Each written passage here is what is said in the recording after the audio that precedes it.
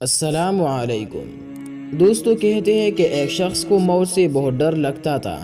دن رات اسی خوف میں گلتا رہتا تھا کہ وہ مر جائے گا۔ وہ نہ زندگی سے لطف اٹھا سکتا تھا اور نہ ہی سکون سے کھا پی سکتا تھا، نہ لوگوں سے ہنس بول سکتا تھا۔ اس کی حالت ایسی بری ہوئی تو اس کے یار دوست مل کر صلاح مشورہ کرنے لگے کہ اس کا کیا کیا جائے۔ ایک نے صلاح دی کہ یہ مینٹل ہو چکا ہے، اس لیے اسے پاگل خانے میں جمع کرا دیا جائے۔ سب نے یہ رائے مسترد کر دی کہ پاگل خانے والے ایسا پیش پا کر کہیں خود بھی پاگل نہ ہو جائے۔ دوسرا دوست چرسی تھا جو اپنے سارے غم دوئی میں اڑانے کا قائل تھا۔ اس نے مشورہ دیا کہ اسے پکے سوٹے پر لگا دیا جائے تو وہ بھی چرسی کی طرح خوش باش ہو جائے گا۔ جب بھی غم ستائے گا ایک گہرا کشی غم کو اڑا دے گا۔ سب نے دوستو اس مشورے کو بھی اچھا نہ جانا کہ پھر وہ ہر ایک سے نشے کے لیے پیسے مانگتا پھرے گا اور تانے میں اس کی ضمانتیں بر کر سب تنگ پڑ جائیں گے۔ تیسری نے مشورہ دیا کہ اسے روحانیت کا راستہ دکھایا جائے، کیونکہ یہ روحانی مرض ہے اور اس کا روحانی علاج ہی شفا دے گا۔ اس پر دوستو سب متفق ہوئے اور اسے لے کر ایک صوفی صاحب کے پاس پہنچے۔ صوفی صاحب نے پوچھا کہ بچہ بتا کہ تجھے کیا پریشانی ہے؟ شخص: صوفی صاحب، مجھے موت سے بہت خوف آتا ہے۔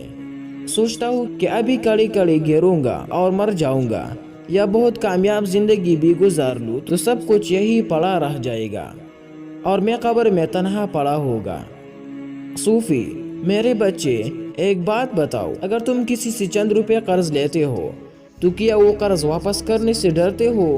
شخص: بالکل بھی نہیں، قرض تو لیا ہی اس لیے جاتا ہے کہ واپس کیا جائے، لیکن اس بات کا موت سے کیا تعلق؟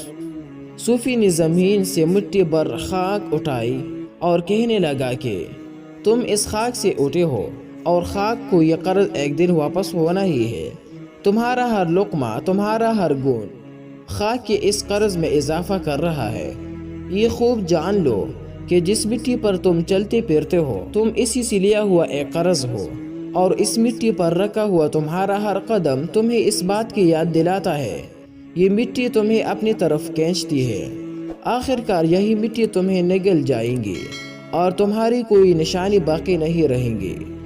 یہ کہہ کر صوفی صاحب نے مٹی میں بھری ہوئی مٹی اونچی اچھال دی اور کہنے لگے کہ اس سے کوئی فرق نہیں پڑتا ہے کہ تم زندگی میں کتنا اونچا اٹھ جاتے ہو، اس مٹی بھر مٹی ہی کی مانند تم واپس زمین کی طرف پلٹو گے۔ موت کے اس خوف سے نجات پانا نہایت آسان ہے۔ اپنی زندگی کو تحفہ خداوندی سمجھو، اپنے جسم کو اپنی ملکیت سمجھنا چھوڑ دو۔ بس یہی سمجھو کہ یہ جسم تمہیں ادھار ملا ہے اور تمہیں یہ معلوم نہیں ہے کہ کتنے مدت کے بعد تم نے اس ادھار کے جسم کو لوٹانا ہے۔ سو ادھار واپس کرنے پر کسی چیز کا خوف ہے؟ خدا کا شکر ادا کرو کہ اس نے تمہیں اتنی خوبصورت چیز استعمال کے لیے دی ہے اور اپنی نعمت تم پر تمام کی ہے۔ سو خوف مت کرو، خدا کا شکر ادا کرو۔ وہ شخص دوستو اس بارے میں جتنا سوچتا اتنا ہی خدا کا شکر گزار ہوتا اور اس طرح اس نے موت کے خوف سے نجات پا لی۔ مقصد دوستو، جو لوگ زندگی کی نعمتوں پر خدا کا شکر ادا کرتے ہیں اور دوسروں کو ان نعمتوں میں شریک کرتے ہیں، ان کو خدا کی طرف واپس پلٹنے میں خوف نہیں آتا ہے۔